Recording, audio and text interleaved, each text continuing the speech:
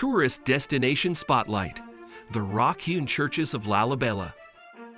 The northern Ethiopian town of Lalibela contains the highest concentration of rock-hewn churches in the country, constituting the major pilgrimage site for followers of the Ethiopian Orthodox Church. Its 11 churches are among the finest of Ethiopia's nearly 200 rock-hewn churches. The Lalibela churches take their form, placement, and orientation from both geological features and structures within the complex. While precise dating for the complex and its components has yet to be determined, scholars generally agree that it was constructed in 4 or 5 phases between the 7th and 13th centuries. Ethiopian tradition ascribes the whole complex's construction to the reign of King Geber Meskel Lalibela, Arka, 1181 to 1221. According to the king's hagiography, Gal, Lalibela carved the churches over a period of 24 years with the assistance of angels. Carved into a rocky massif located approximately 2,630 meters above sea level at the base of Mount Abuna Yosef, the complex consists of 2 groups of churches and a single church divided by the river Jordanos, Jordan. The 5 churches of the northern group are Beit Golgotha Makal, Beit Miriam, Beit Dinagil, Beit Maskell, and Beit Medthani Alam. The southern group contains another 5 churches: Beit Lehem, Beit Gabriel Raphael, Beit Abba Lubanos, Beit Emmanuel, and Beit Ketis Mercurius.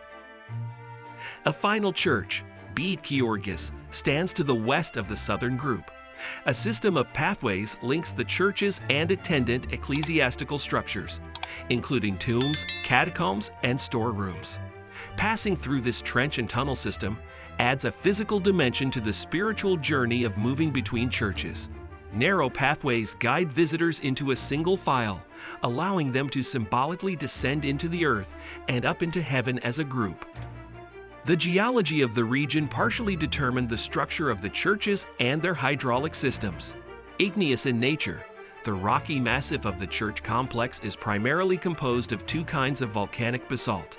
The churches have been carved top-down from the sections of porous basaltic scoria using chisels, axes, and other blades. Workers first traced the perimeter of the structure on the rock face, then isolated the main structure of the church. Finally, the inner mass was sculpted as the exterior was refined and ornamented. Unlike in built construction, where the last element constructed is at the top, this method of construction leaves the most recently hewn element at the bottom. To avoid flooding from underground rivers and water tables, the church builders excavated drainage canals and trenches.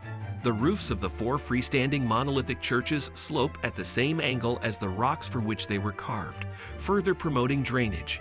Additional hydraulic systems filled cisterns and baptismal pools, including the 3 pools in the courtyard of Beit Miriam. Unlike in built construction, where the last element constructed is at the top, this method of construction leaves the most recently hewn element at the bottom. To avoid flooding from underground rivers and water tables, the church builders excavated drainage canals and trenches. The roofs of the 4 freestanding monolithic churches slope at the same angle as the rocks from which they were carved, further promoting drainage. Additional hydraulic systems filled cisterns and baptismal pools, including the 3 pools in the courtyard of Beit Miriam. The churches of Lalibela are square or rectangular in form, with basilical or cruciform plans. Except where geological formations forced alterations, the churches follow the Orthodox custom of placing a door at each of the western, northern, and southern sides. Steps and steep pedestals lead visitors upward into the churches, lifting them from the carved trenches and pathways. The churches of Lalibela are square or rectangular in form, with basilical or cruciform plans. Except where geological formations forced alterations, the churches follow the Orthodox custom of placing a door at each of the western, northern, and southern sides. Steps and steep pedestals lead visitors upward into the churches, lifting them from the carved trenches and pathways. The doorways and window frames exhibit multiple typologies throughout the complex, including stelliform, ogival, cruciform, and axumite. Both the stelliform and axumite style windows and doors are direct quotations from the architecture of the Aksumite Empire, which reigned in present-day northern Ethiopia and Eritrea from the 1st through the 8th century. The circa 10th century Aksumite architectural revival at Lalibela may have arisen to legitimize the rule of the Zagwe dynasty kings by visually linking them to the formerly powerful empire. Rising from a stepped podium, the Church of Bede Emmanuel best exemplifies this sculpted version of Aksumite architecture. All 4 facades are carved to resemble the empire's favored building technique of layering long horizontal beams with mortar and stones, which created a rhythmic alternation of recessed and projecting surfaces. The upper and lower windows and doors appear to be framed by the wooden beam heads typical of Aksumite construction, while the central windows mimic the form of the monumental Aksumite stele. The rug-covered floors of the churches are roughly hewn and rise or fall in height to delineate different sacred zones. Bracketed pillars support flat ceilings, barrel vaults, and domes, while partially carved structural elements indicate abandoned construction sites. Semicircular arches dominate interior spaces, reflecting both Ethiopian architectural precedents and motifs common in manuscript illuminations. Many of the churches include friezes of blind or open Aksumite-style windows in the upper choir area, while the majority of churches have only geometric ornamentation.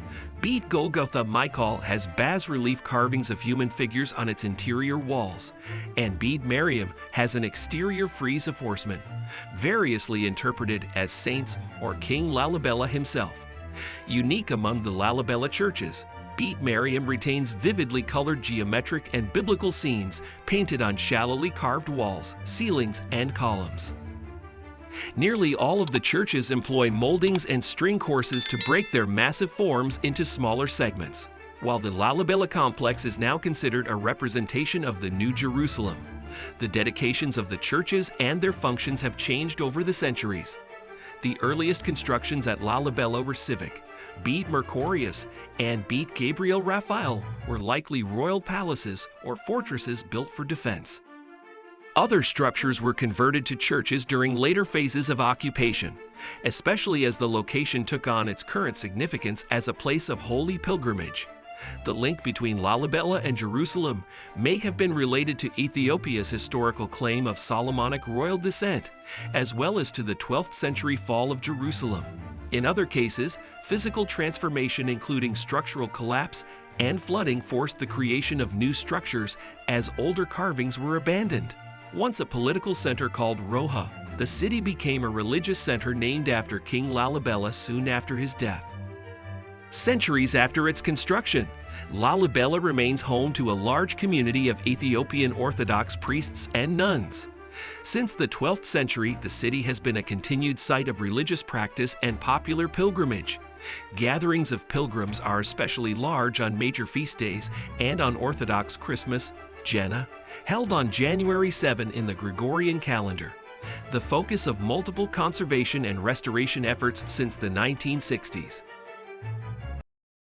The Lalibela churches were inscribed as a UNESCO World Heritage Site in 1978. Improved transportation to the site has increased the number of tourists and pilgrims visiting each year, making continued preservation and study efforts a high priority.